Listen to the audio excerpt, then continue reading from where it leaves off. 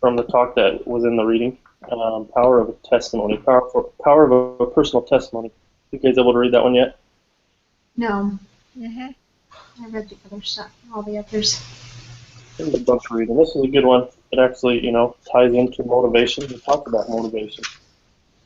So I wanted to read under the heading, "What is a testimony good for?" It says, "A testimony provides proper perspective, motivation, and a solid foundation on which to build life with purpose and personal growth. It is a constant source of confidence, a true and faithful companion during good times and bad. A testimony provides us with a reason for hope and gladness. It helps us cultivate a spirit of optimism and happiness, and enables us to rejoice in the beauties of nature. A testimony motivates us to choose the right at all times and in all circumstances.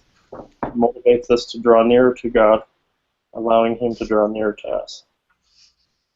So, ties right into our motivation topic this week. And I know that's true. You think about it, a testimony really drives us to our level of behavior in the gospel. And I think there's a lot of reasons why, and that's what we wanted to talk about. I know the discussion leader kind of took you through a lot of the safety type of the discussion this week, and I wanted to focus a little more on the motivation side, mostly because it's fun. So we'll start there. Are any of you comfortable giving a prayer? Yeah, I'll pray. Thanks, Tony. Our dear Heavenly Father, we're grateful this day for our many blessings, but we're especially grateful for the opportunity that we have to be in this class and to learn and grow in new ways that we haven't before discovered. Heavenly Father, we ask Thee to be with us and lead and guide us in all of our different lives and all of the different challenges and events that we have going on. Please bless this class, and we are so grateful for it. These things we pray for in the name of Jesus Christ. Amen. Amen. Thank you very much. Okay, so there's a couple videos and 2 or 3 articles about motivation. So a lot of material. And I think for me, all of them have different insights. Just wanted to kind of bring those out. So if you had a favorite or you had something that was grabbing your interest, let's talk about it and kind of build on each other's comments. Okay? Hello, Jeff. Hey, how are you? Good. Welcome. All right, but I wanted to ask you guys, we're all doing different things. You got different activities. You got different experiences. Why do we talk about this motivation idea? And what does it mean? Well, motivation is, something that you're going to find everywhere. Whether you are in the U.S., Mexico, in China, like whatever you're located, motivation can plays a key role, in a company's productivity. All right, universally, cool. Yeah. So how do we motivate people? I don't think we do. I think it's going to have to come from within them.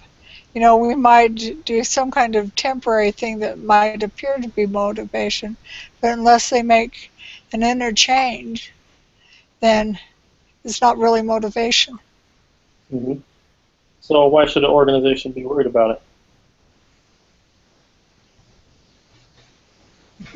Well, I like the fact that we're talking that, pay should be something that should not worry the employee that much.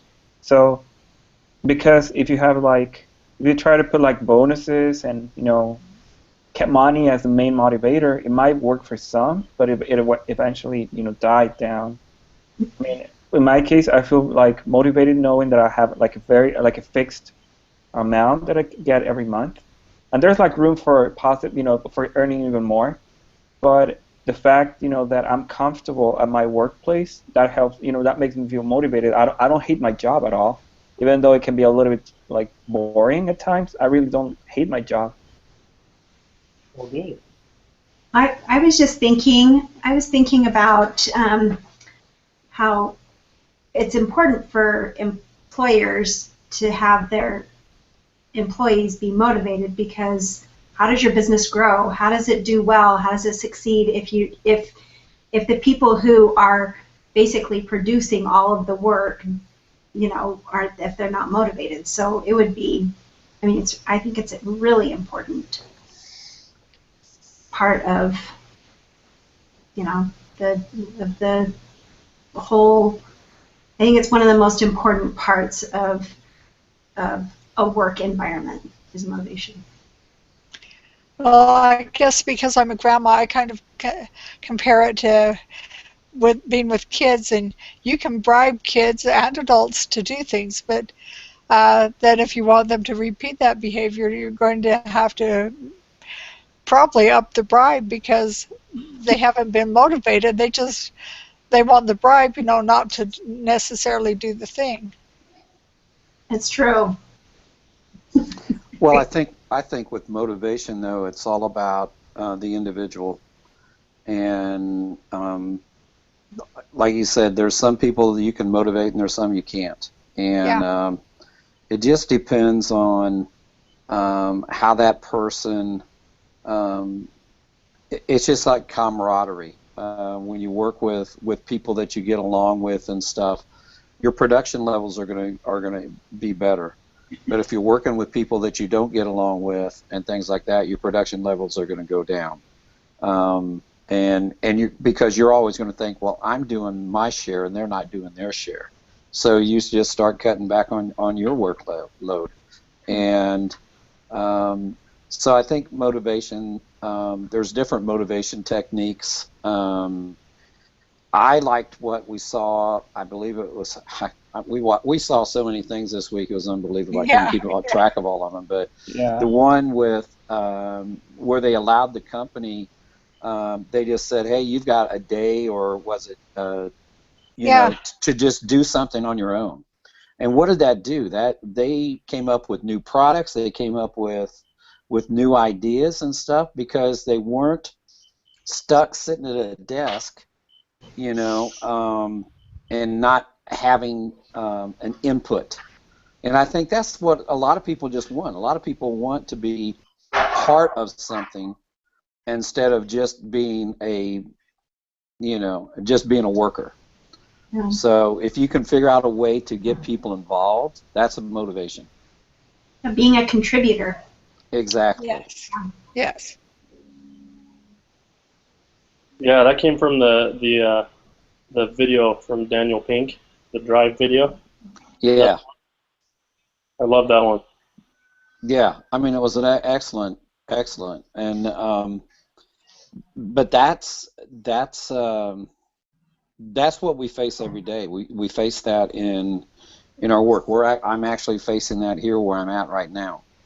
And how do you motivate people? I mean, you just do your job and they do theirs, or do you try to get them to do a little bit more? Yeah, tough question. Yeah. So I wanted you to reflect on either what you're doing now, where you're working now, or where you have worked, or a group you've been a part of, or whatever. Let's talk about what demotivates. I mean, think of an example of when you felt maybe unhappy or not motivated in a workplace. What was the factors?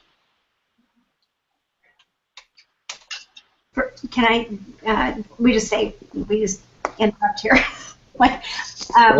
So one thing for me, an experience that I've had when I have been unhappy is when I have felt like I was micromanaged, and it's kind of goes along with what you're saying, being able to give somebody some room to come up with, their own solutions and come up with, what works, because I think we come from different perspectives and different places, and we have ideas that, that maybe and generally aren't thought of by others, and they're all valuable. And I think when you're micromanaged and you need to do this and do that, then it takes your feeling of competency. At least for me, it took my feeling of competency away and kind of made me second guess myself. Well, maybe I don't understand, or maybe I'm, don't know how to do this. And so, so we had to have a little discussion about that, and it's good. So. There you go. Anybody else been micromanaged? Huh? Anybody else been micromanaged before? Anybody that's ever had a parent has been micromanaged. So, yeah, why is that a demotivator? I mean, Tammy, you hit on it a lot, but let's dive into that for a second. What is missing when we're being micromanaged? I think it's discouraging. Yeah. And what would be the answer to that? Or the fix for that? Well, you've got to allow people to make mistakes so they can grow and see that, yes, you've got some good advice, but you're going to give them some freedom, too, so that they can grow. I think the answer really lies in the scriptures where it talks about a change of heart. For somebody to be motivated, they've got to have a change of heart. Sometimes you have to teach them that they can actually have that, they can actually do that, but that's where it kept coming back to for me. I can't remember if it was if it was for this class or if I was just watching something with Elder Bednar, but he was talking about his son, and he was teaching his son to mow the lawn. Was it for this class? I listened to so, and I love that story about how he didn't do it right at the beginning, and and it was really hard for him to let him make those mistakes. But in the end, he became much better at mowing the lawn. And I think that's a really good example of letting go and allowing people to learn. And Another interesting point that I was thinking is, sometimes we tend to fall in the idea that what motivates us might, we try to think that it might motivate the rest of the team. So it is, I mean, although motivation is very important, we need to also, go and reach out to others and be like, what motivates you? Like, what makes you want to work or, pursue something? Like, knowing what's behind them kind of allows you to understand, well, there's diversity in the team, but overall, it allows you to see, like, what actions, or what motivators you could, work with to get everyone, or if not everyone, the most, the vast majority, motivated. And then you can eventually branch out to individual level. I will say in my working experience and when I've been a manager and stuff, I never ask someone to do something that I would not do myself. And I always, I'm not a person, my management style, I have a degree in, I basically manage by walking around. And so I'm always out there, and I'm always out there trying to help and everything else. That's what a manager should be doing, is trying to help them to get the job done. Exactly. Instead of sitting behind a closed door and pushing papers and everything else, and then when the job's not done, bring you in and demotivate you, because first thing they're going to do is yell at you why you didn't get the job done. So I think another thing about motivation is positive reinforcement. And management, from what I've seen and what I've worked in, is very slow on doing that. The first thing they want to do is criticize. And there's not a pat on the back. I was telling one of my coworkers, I said, how would you like it if our boss came up to you and said, hey, you did such a great job tonight that I'm going to send you and your wife out for dinner this week. Wow. Would that make me work a little harder? Yeah, I think it would. And that just doesn't happen nowadays.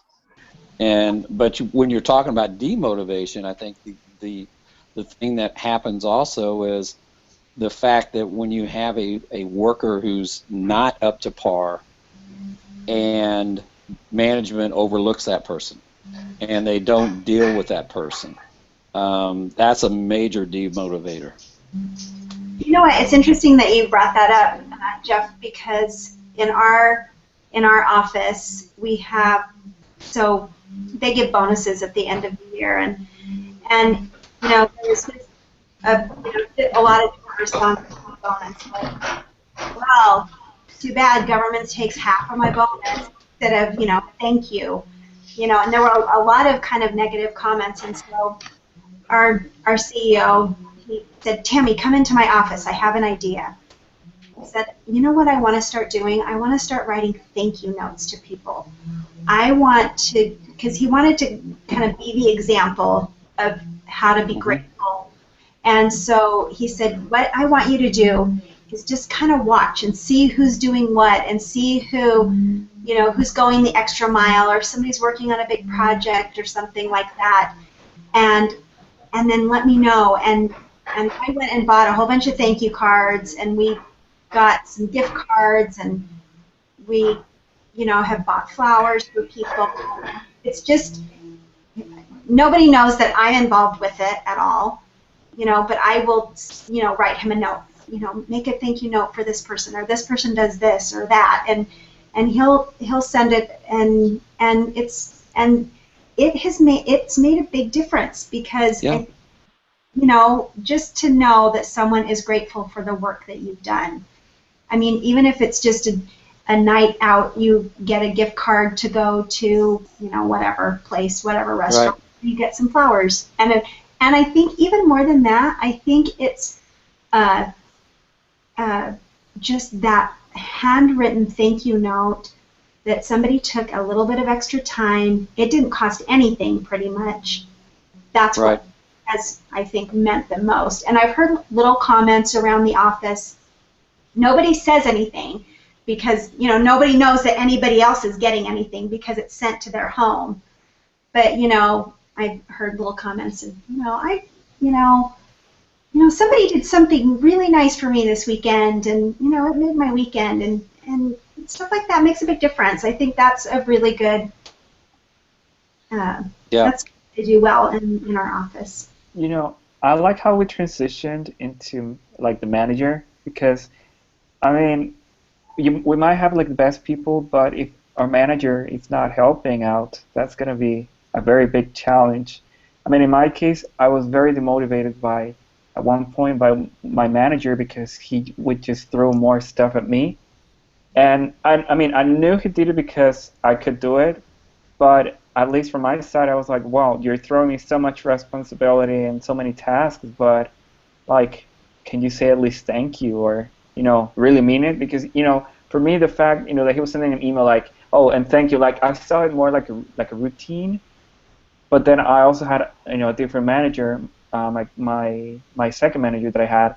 She was very, like, she would come up to me, she would praise good things that I had done. She would coach me, of course, but she would do things in a way that you could take the feedback and really feel that, the manager was interested in you. So, and I made a couple of mistakes that I'm not proud of, but she was like, don't worry, I mean, it's part of the learning curve, and, we all, make mistakes on the way. So, as important, whether managers want to see or not, I mean, their attitude, it does make a difference. It can inspire a whole team, or it can destroy a whole team real quick. And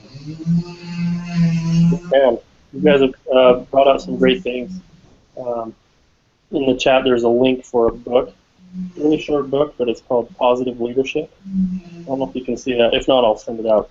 But send it out. It was up, and then I didn't copy it. If you would, please.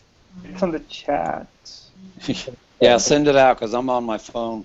Okay, I'll send it out in a bit here. But anyway, little book plug. But there is a book. This book is 95 pages, and it's from Tim Cameron. And he wrote about what you guys are talking about. So he identifies gratitude, forgiveness, and compassion as 3 things that businesses can use. And he uses the science behind it. He proves it and says, hey, guess what? When these things are in place, performance improves. And we don't put forgiveness in the business jargon very often. No. Gratitude, the thank you cards brought that to mind. Definitely a powerful source of motivation. Well, sometimes gratitude goes both ways, though. Sometimes the employees need to recognize the manager, the supervisor, and all that they do for them, because I've seen managers and supervisors go to bat for their employees when it wasn't a requirement by any stretch. That's a good point. Very good. So, in listening to you guys, you've pulled out the power of relationships and gratitude, trust. You know, micromanagers, they don't have trust, right? But it's funny how as soon as you counter them with those other types of activities, that begins to change pretty quickly.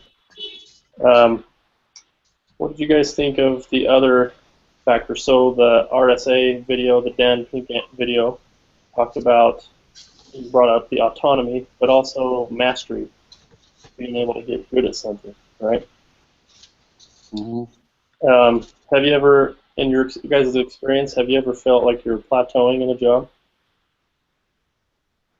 Like, hey, this is boring, or I'm not challenged anymore?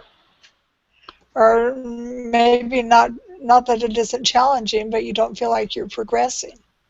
Okay, yeah, not growing. It's interesting, you know, you'll interview people and say, why do you want this position? Well, because I want to grow, or I need a new challenge. Wouldn't we want it to be easy? It's not necessarily the case, right?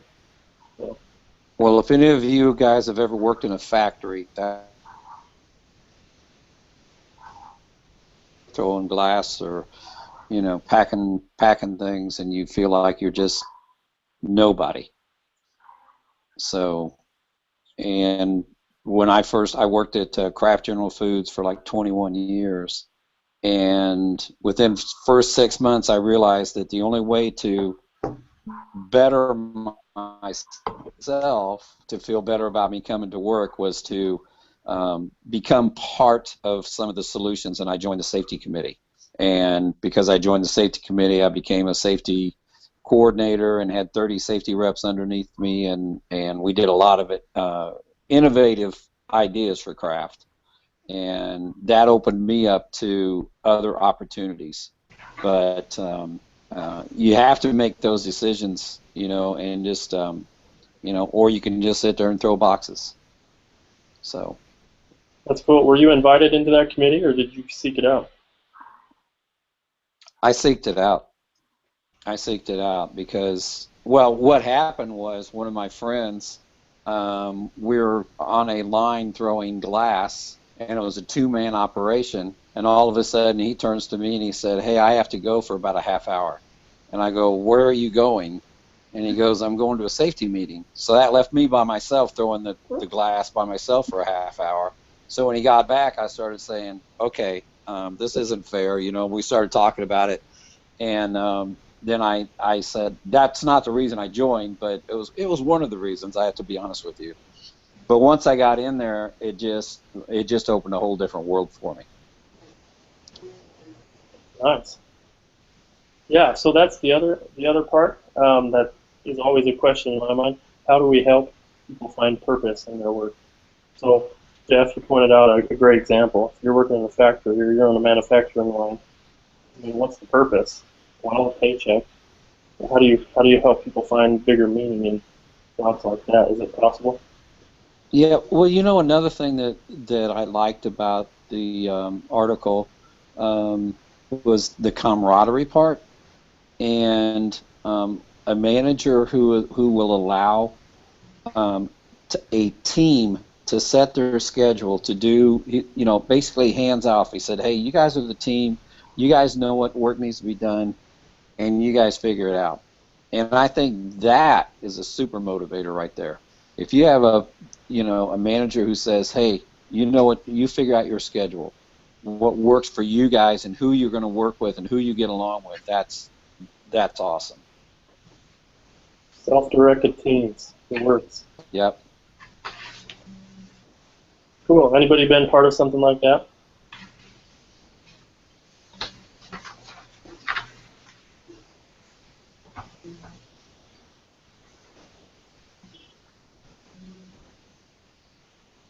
It's hard to create, but if you create it, it'll work. And I think the best experiences I've had with that wasn't even work experiences. It's been volunteer groups. of saying, hey, we know what we need to accomplish. Let's get this done. So whatever it might be, each summer my company gets involved with something called Paint Fest here in town. We go and businesses adopt a house to paint for somebody who needs it, beautifies the town, and provides that for someone that can't do it on their own. They pick a color and that's it. But, you just get volunteers and then you have to make it happen. If there's not that micromanagement, you have maybe someone who tends to take a lead, but you just get it done. And you have that industry feeling. It's kind of fun.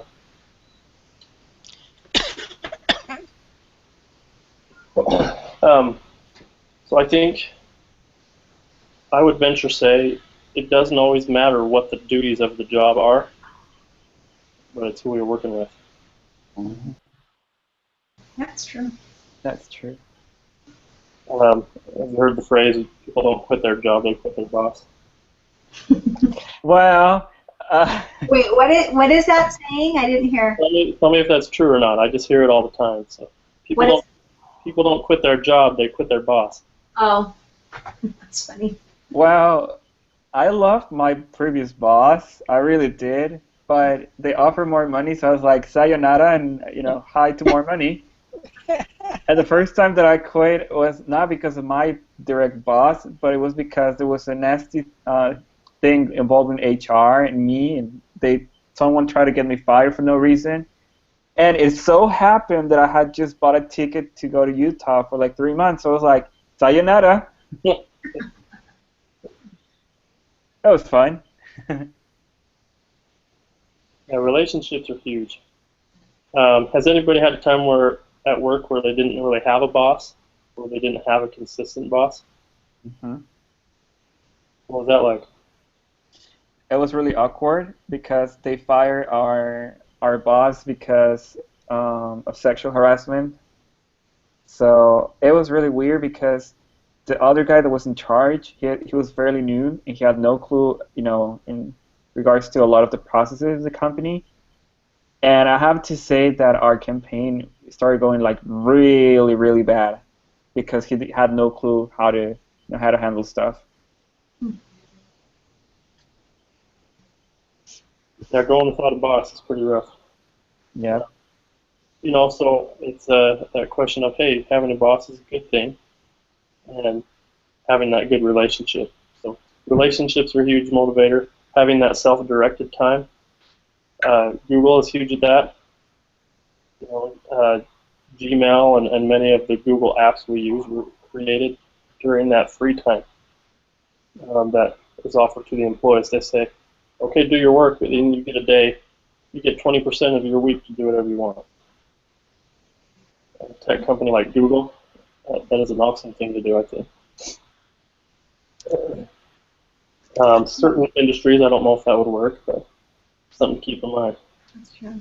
There are a lot of companies and corporations that when you go to work for them, whatever you create on their time or on their equipment, like their computer, it belongs to the company. You sign a contract for such, and I've had things that I've created, it's gone to the company, and that's fine because I learned from it. There, because of technology growth that's now obsolete, but it's still something that I learned from and benefited from, and so did others. Yeah, and you're still satisfied by that because it's something Oh you yeah. took care of. Yeah. Yep. The more we can give our people opportunity to discover, the better. Tammy said it in the prayer. Find capabilities we didn't know we had. That's huge. And we can find that anywhere. If we're watching for it, we've got to help people find that. Did you guys catch the difference between intrinsic and extrinsic rewards? Yeah. How would you describe that, Tammy? Well, I wrote in my notes just some of the things that were extrinsic. So they're external motivators like different perks and bonuses and outside kind of stimulus. And that's what I'm thinking it is. And then so an intrinsic, it's kind of like your inside thing, things that motivate you. So, you know, being able to do something, to achieve something, to grow, to develop, and those are all which would be the word intrinsic, but it's more internal than, you know, an external thing. So I thought that was interesting. Yeah, perfect. Internal versus external. Yeah, that's how I remember it too. And so there's different theories out there. The reading didn't bring a lot out. They brought out the article by Hertzberg. He actually has a motivation theory. And you'll hear about like Maslow's hierarchy of needs. It's that balance of intrinsic versus extrinsic. You know, people need money, and that motivates to some extent, but there's a lot beyond that level. So I would just, you know, application-wise, I would think through what you're going to apply in your life or your work due to what you've learned this week. Anybody have any big takeaways for work or home or life from this motivation study?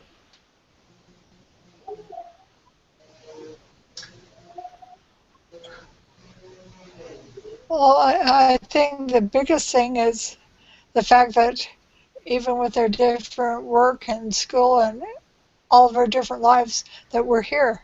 That shows that we've got some form of motivation that's beyond the usual, oh, I'm just out of high school, I guess I better go to college. I agree. I thought of all of you during this. You guys are all driven by a purpose to seek your education.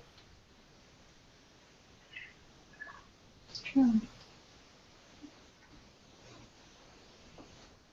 What else? Any big takeaways for anybody? I'm sorry, can you repeat that again? Just wondering if you had any big takeaways or applications you want to make because of what you learned this week.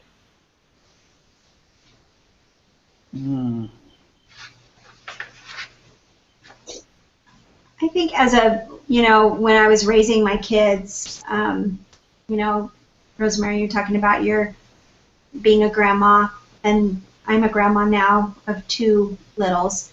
But when I was raising my kids, it is kind of a fine line between motivating and demotivating, and you have to, at least when, you know, when I was raising my kids, you can't give too much, but you can't come down on them so hard that there's no hope. You know what I mean? You have to kind of find that balance of being able to motivate someone and, you know, make them want to achieve and do their very best and become, you know, kind of become who they were born to be. That's what I used to tell my kids. You become who you were born to be, and how, you know, how you do it is, you know, trying to pull a rabbit out of your hat always. That's what I always kind of, you know, compared it to, because you know, try something for one child and it works fabulous, and then you try something for another, the same thing for another child and it doesn't work, so you have to like find something else. And I think it's similar here. You know, you can have all of these theories, but really, like Isaac said, is that we're all different and we're all motivated by different things. And we are going to have to get to know each other, and we're going to have to find out what is it that motivates you. What is it? And I just find this area fascinating, you know, how to motivate people.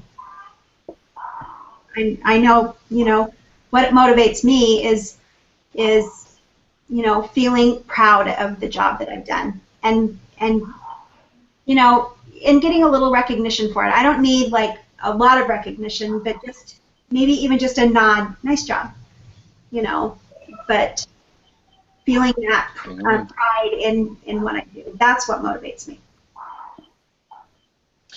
You know, I agree with you. You know, I'm telling you, my motivation, I mean, I like working. That's something I really enjoy.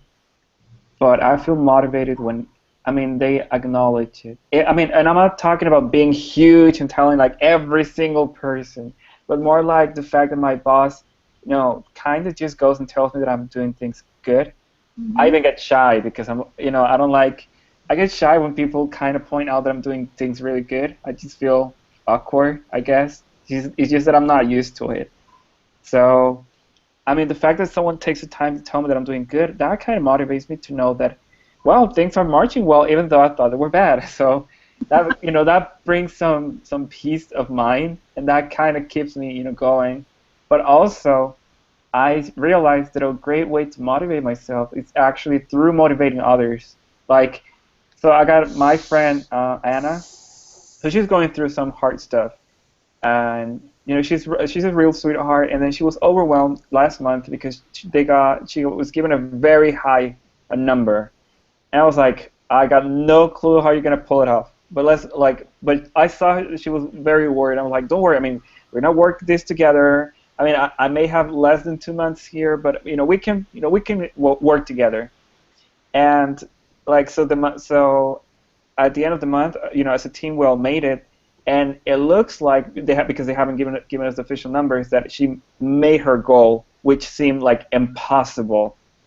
And she was like I did, like I managed to get my goal because you were like always consistent, like behind me and telling me that I could do it and pushing me. And I feel even better. I feel even more motivated because I got a higher goal this month. But I was like, well, if I could push Anna to do it, I can do it myself. So that kind of motivated me. It's funny. It's funny how motivation works as well. It's contagious. Yeah, that's interesting. Let me give you a scenario. I work in the transit industry, so we have safe driver awards, and so we will have a big year-end party where they'll give out these awards.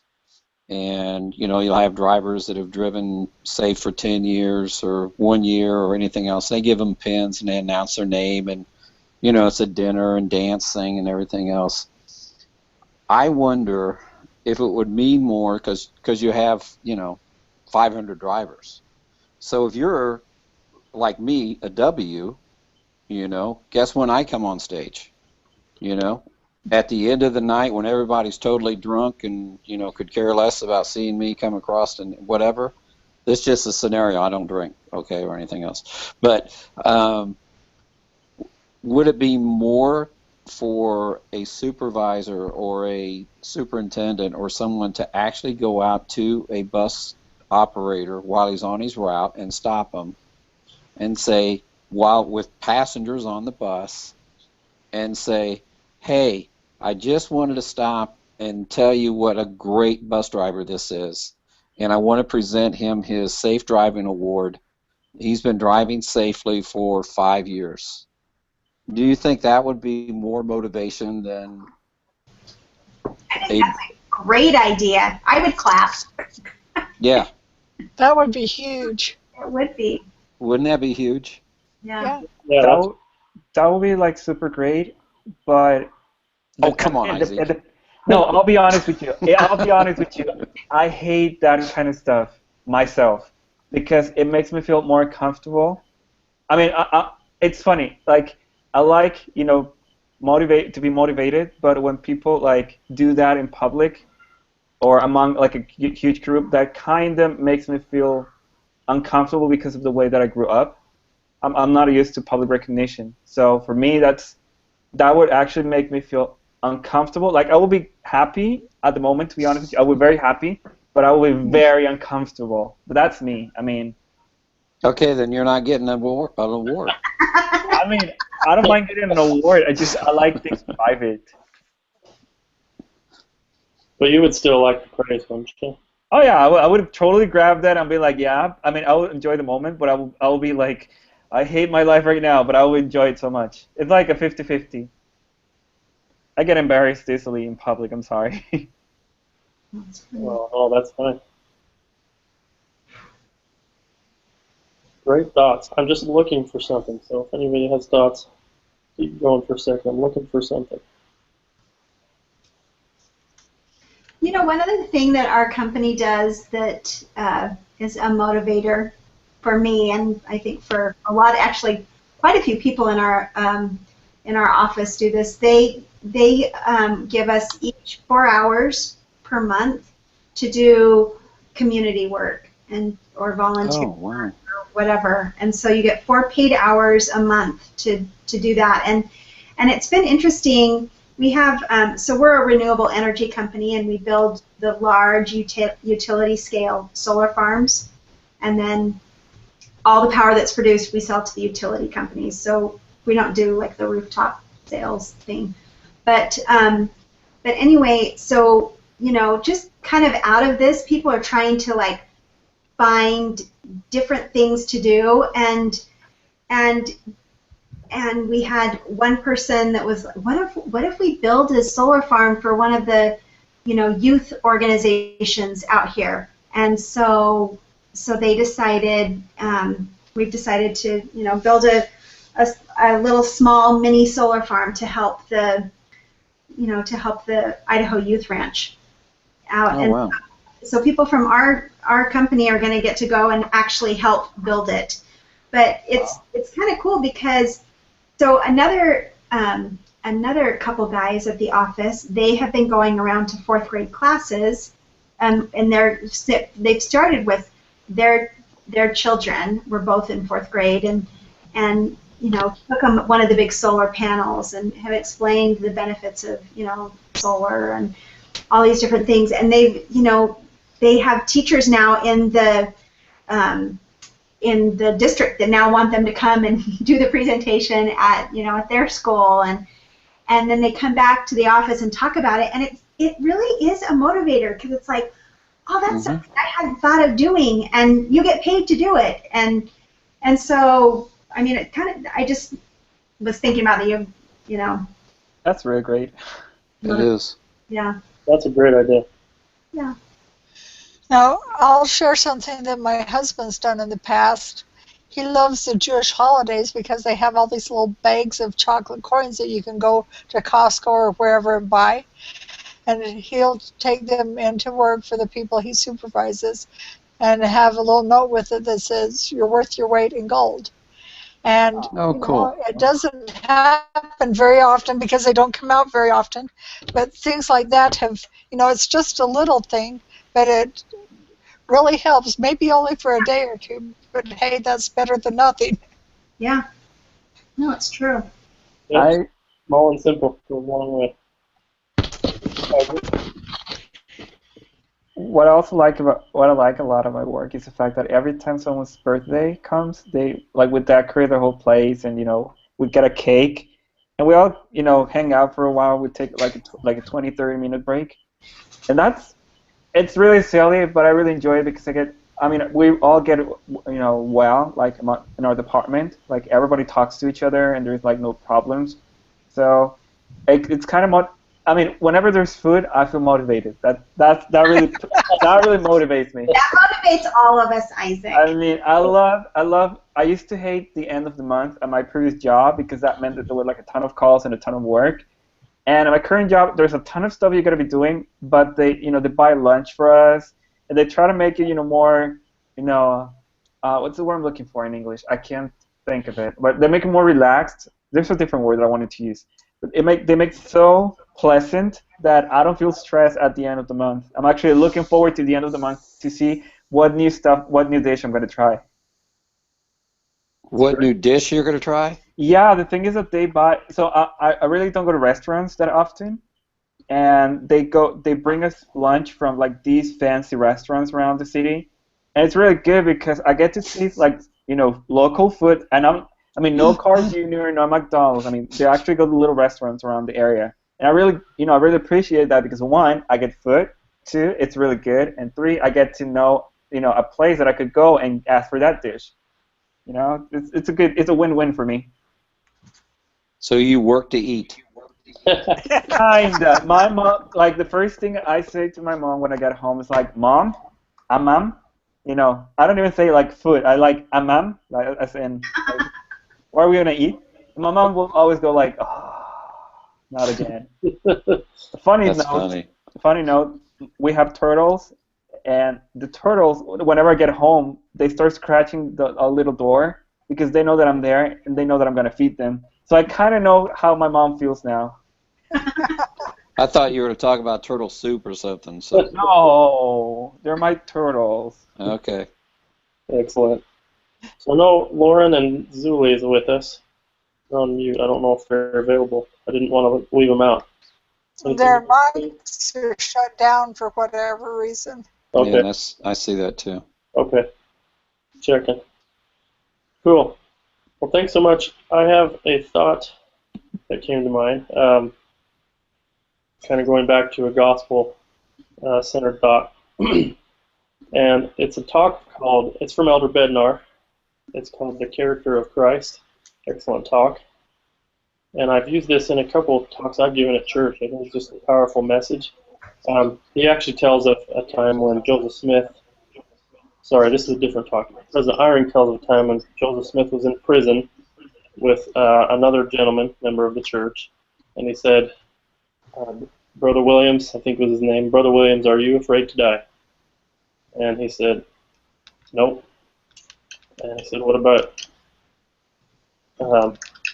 you? And Joseph knew, they're both in dire straits. It's a scary time. But Joseph knew enough to provide comfort for this man. And he said, Brother Williams, you're going to live and get out of prison and serve a mission. And Elder Bednar highlights that. He says, perhaps the greatest indicator of character is the capacity to recognize and appropriately respond to other people who are experiencing the very challenge or adversity that is most immediately and forcefully pressing upon us. Character is revealed, for example, in the power to discern the suffering of other people when we ourselves are suffering, in the ability to detect the hunger of others when we are hungry, and in the power to reach out and extend compassion for the spiritual agony of others when we are in the midst of our own spiritual distress. Thus, character is demonstrated by looking and reaching outward when the natural and instinctive response is to be self-absorbed and turn inward. If such a capacity is indeed the ultimate criterion of moral character, then the Savior of the world is the perfect example of such a consistent and charitable character. So, I mean, you guys were talking about motivating and looking to others, motivating others, having that character to reach out, even when we ourselves are in pain. Definitely a gift of the Spirit, and it came to mind, and I took a second to find that. Wanted to share that with you.